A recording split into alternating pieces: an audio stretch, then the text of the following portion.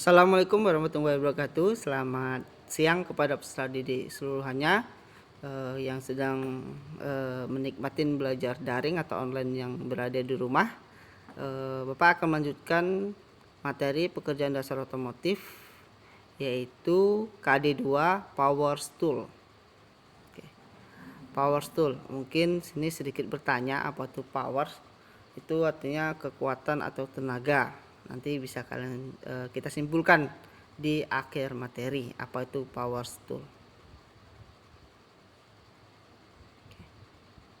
Nah, ini sekitar selingan saja supaya anak-anak Bapak semangat. Oke, selanjutnya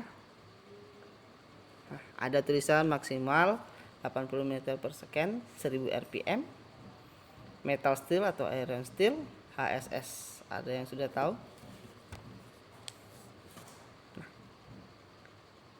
Ya. Maksimal 80 mm per sekon. Itu kecepatan potong. 1000 rpm itu kecepatan motor listrik. Metal steel atau iron steel itu yang bakalan dipotong, dan HSS adalah bahan dari mata bor itu sendiri. Oke. Yang pertama power tool.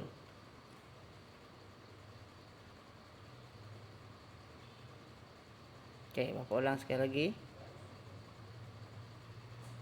Ada yang tahu ini apa? Oke, yep, benar, gerinda tangan. Yang ini? Oke, tidak tahu. Yang ini? Oke. Yang terakhir? Tembak-tembakan. Kan. Oke, tujuan pembelajaran kita, siswa dapat menyebutkan nama-nama power tool di bengkel otomotif, menjelaskan fungsi dari masing-masing power tool, memeragakan penggunaan alat sesuai dengan prosedur dengan benar. Kalau ada di rumah, silahkan nanti kirim videonya, kirim ke Bapak.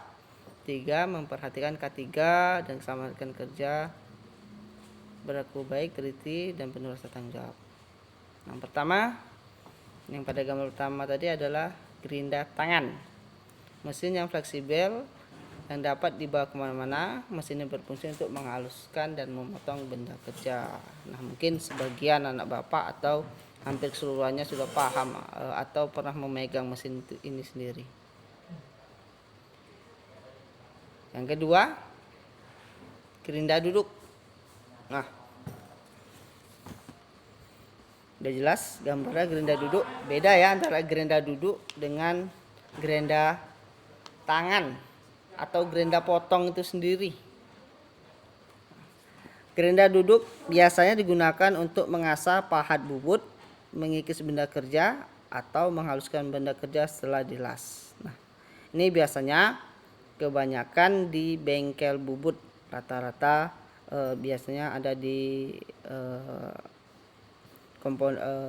mesin ini ada di bengkel tersebut. Kita punya ada.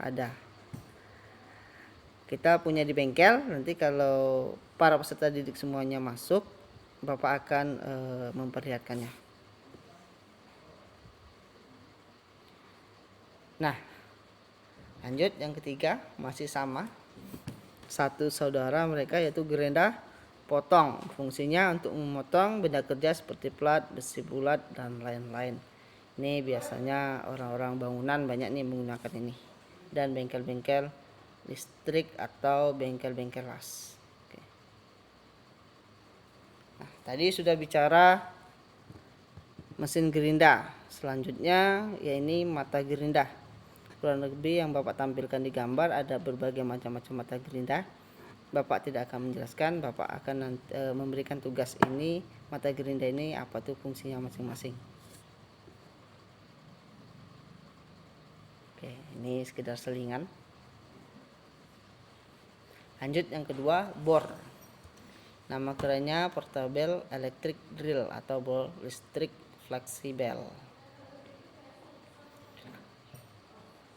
Fungsinya sama keseluruhan mata bor, intinya untuk mengebor atau melubangin. Yang kedua adalah mesin bor duduk. Nah, ini dia kalau rambut Ananda panjang. Jadi yang namanya anak teknik itu biasanya rambutnya tidak pernah panjang. Jadi kalau rambut Ananda panjang sampai bermeter-meter itu akan mengakibatkan bahaya pada kepala Ananda sendiri.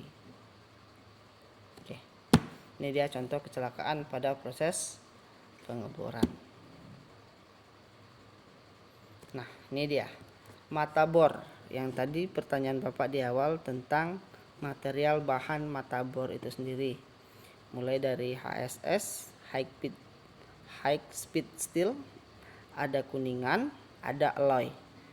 Sesuai dengan bahan dan fungsinya dari mata bor itu sendiri. Kalau dia yang HSS yang Bapak tunjukkan yang ini, contohnya yang ini 1, 2, 3, 4 yang besar-besar ini, HSS ini biasanya untuk mengebor plat atau besi-besi yang tebal, plat-plat yang tebal. Sedangkan yang kuningan ini untuk mengebor yang lebih soft bahannya. Nah, ini tadi yang tidak tahu, mungkin jarang ada di bengkel. Ini biasanya bengkel-bengkel resmi punya. Atau kalian kalau sering lihat Formula One atau bengkel mobil yang sudah resmi, bengkel resmi biasanya punya impact. Fungsinya untuk melepas mur dan baut dengan bantuan tenaga kompresor. Nah, kalau yang sederhananya itu di jalur resmi sepeda motor Honda disorak kemungkinan ada. Nah, keuntungannya pembukaan baut dan mur lebih cepat, pekerjaan mekanik lebih ringan. Yang ketiga, alur mur pada permukaan baut tidak mudah bulat atau aus. Sedangkan kerugiannya, momen yang diberikan setiap baut tidak sama, harus segera diusut ulang. Kalau dia menggunakan kompresor, berarti kompresornya itu harus standby. Nah, ini dia yang tipe screw drill. Nah, sama. Pembuatan baut dan mur lebih cepat, pekerjaan mekanik lebih ringan, alur mur pada permukaan baut tidak mudah bulat atau aus. Kerugiannya, momen yang diberikan setiap baut tidak sama, harus segera diusut ulang.